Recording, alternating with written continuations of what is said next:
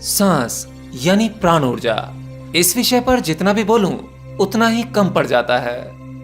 आपका शरीर, स्वास्थ्य, मन, चिंताएं, आपके विचार और आध्यात्म, इन सबका बहुत गहरा संबंध आपकी सांसों के साथ में है।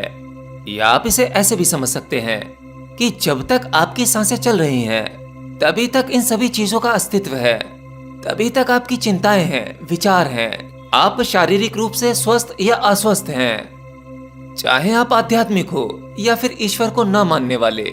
ये सभी आचार विचार तब तक ही हैं जब तक आपकी सांसें चल रही हैं। सांसों के रुकते ही आपका शरीर भी आपसे छीन लिया जाता है।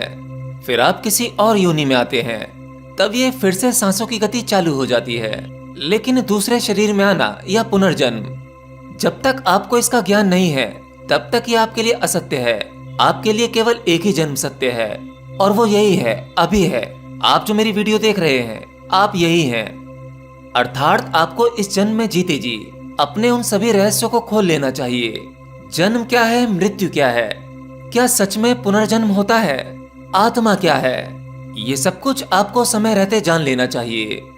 एक साधारण व्यक्ति सत्य की खोज के लिए, आत्मज्ञान की खोज के लिए दुनिया जहां में भटकता रहता है, बहुत सी योगिक क्रियाएं करता है, योगासन करता है, ध्यान करता है या भक्ति करता है, फिर भी ज्यादातर लोग बार बार चूक जाते हैं। लेकिन एक सच्चा योगी, वह आत्मज्ञान की शुरुआत अपने आप से करता है।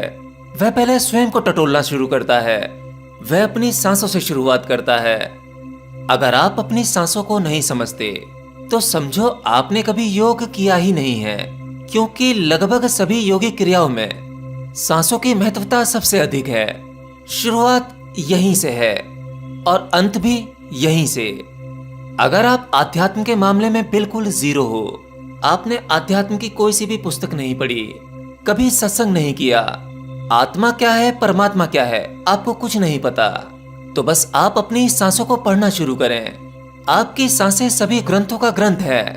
आप अपनी सांसों की लयबद्धता को समझें। फिर आपको किसी बाहरी शास्त्र को पढ़ने की आवश्यकता नहीं है। सांसों पर आपका ध्यान आपके लिए सभी रहस्य खोलता चला जाएगा, क्योंकि जो आपकी गहरी और लयबद्ध सांसें हैं, यानी अगर आप गहरी सांसें लेते हैं और लयबद्ध तरीके से लेते हैं एक रिदमिक पैटर्न में, तो वो आपको शांत करती है, आपके मन को शांत करती है।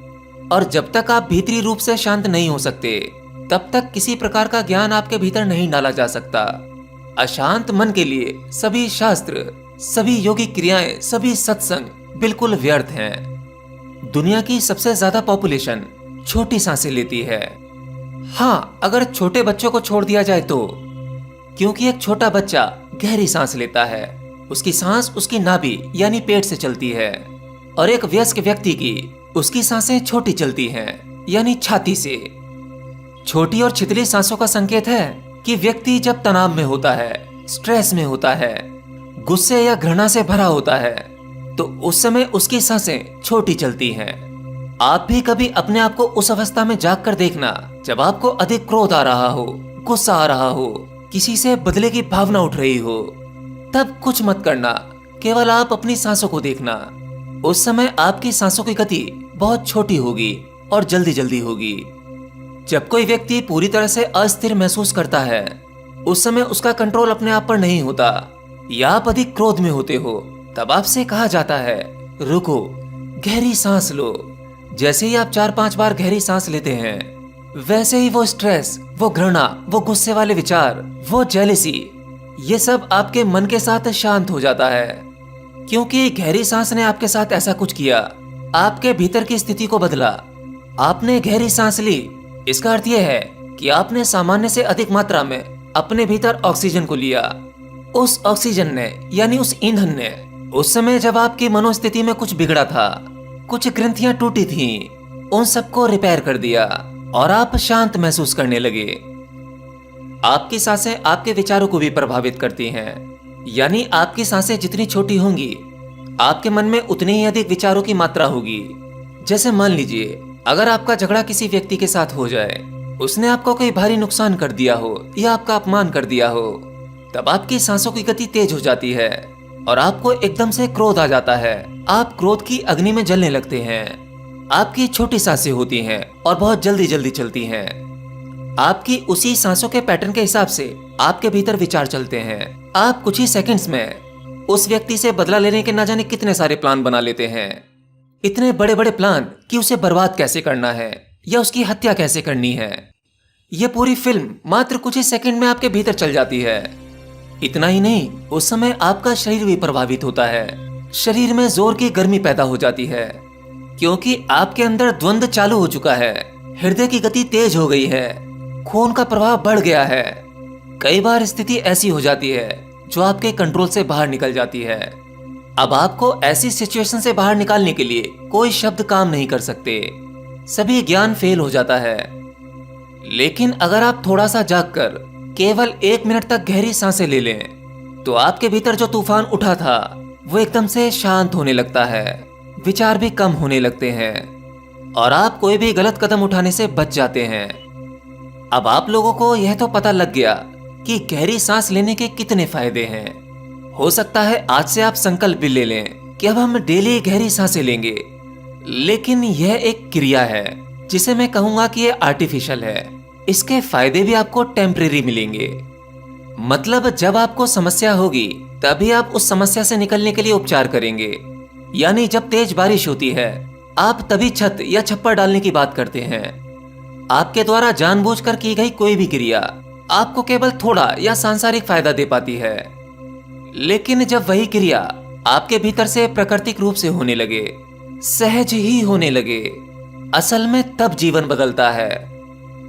तो अब बात करते हैं कि आपको इस प्रयोग को अपने जीवन में कैसे अप्लाई करना है जिससे कि ये प्राकृतिक हो जाए, आपके स्वभाव में ही आ जाए। देखिए, ये एकदम से तो नहीं होगा। आपको इसके लिए प्रैक्टिस की आवश्यकता तो जरूर पड़ेगी क्योंकि आपने छोटी सांसें लेने की प्रैक्टिस भी बहुत लंबे समय से की है और अब वो आपका स्वभाव बन गई है। यानी अब प्राकृतिक रूप से आपकी सांसें छोटी चलती हैं। तो इसके लिए दिन का कोई भी समय जब आप फ्री हों, आराम से बैठ जाइए। शरीर को बिल्कुल ढीला छोड़ दें। याद रखना कि आपकी रीढ़ की हड्डी सीधी होनी चाहिए। आपको बिल्कुल सीधा बैठना है। आसन कोई सा भी हो, लेकिन आपको सीधा बैठना है। शरीर के किसी भी अंग पर जोर नहीं लगाना है।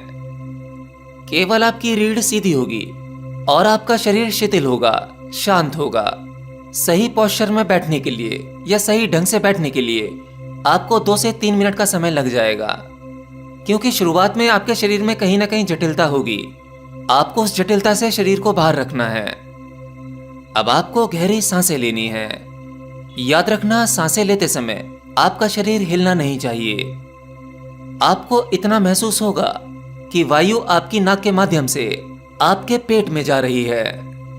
और ये सांस लेते समय अपना ध्यान अपनी नाभि पर रखना। जब आपका ध्यान आपकी नाभि पर होगा तो आपको यह भी ध्यान होगा कि आपकी सांसें आपकी नाभि तक जानी चाहिए। सांसें लेते समय शरीर के बाकी हिस्से नहीं हिलेंगे, बस आपका पेट सांसों की वजह से अंदर और बाहर होगा। यहां जानबूझकर ज्यादा सांसें लेने की कोशिश नहीं करनी है। सांसों को नॉर्मल चलने दो। बस याद रखें कि वह नाभि तक होनी चाहिए क्योंकि अगर आपकी सांस नाभि तक जाएगी तो वो ऑटोमेटिकली प्राकृतिक रूप से ज्यादा मात्रा में जाएगी। यानी ज्यादा मात्रा में आपके शरीर में ऑक्सीजन जाएगी। इस प्रयोग में आपके विचार कम होते चले जाएंगे। शरीर शांत होगा तो आपकी ऊर्जा भी खर्च नहीं होगी। गहरी सांसें होंगी तो आपको ज्यादा मात्रा में ऊर्जा मिलेगी और जब ऊर्जा ज्यादा मिलेगी तो आप भीतर से स्ट्रांग होंगे। आप में शक्ति अधिक होगी और उसी शक्ति के माध्यम से आप अपने मन और भावनाओं पर कंट्रोल कर पाओगे।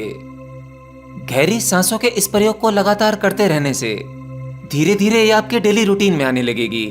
फिर आपको चलते फिरते कभी भी कहीं भी याद आ जाए कि आपको गहरी सांसें लेनी है तो आप उसे वहीं ले सकते हैं। किसी को क्या पता लगता है कि आप भीतर से क्या कर रहे हैं। और अगर आपकी प्यास आध्यात्म में बहुत गहरी है तो आपको ये प्रयोग करने में मजा आएगा। आप इसमें गहरा उतरते जाएंगे। फिर आपकी सांसें प्राकृतिक रूप से नाभि से ही चलने लगेंगी। फिर आपको बहुत जल्दी ध्यान लगेगा और ध्यान में कुछ अनुभव भी होंगे। ध्यान के उन अनुभवों में आपके बहुत सारे सवालों के जवाब आपको मिलेंगे। जो ज्ञान आपको शास्त्रों से, सत्संग से या किसी गुरु से मिल सकता था, वो आपको आपके भीतर से ही मिलने लगेगा, जिसके आप स्वयं साक्षी होंगे। ये ज्ञान आपका खुद का कमाया हुआ ज्ञान होगा, ये किसी और का उधार ज्ञान नहीं होगा।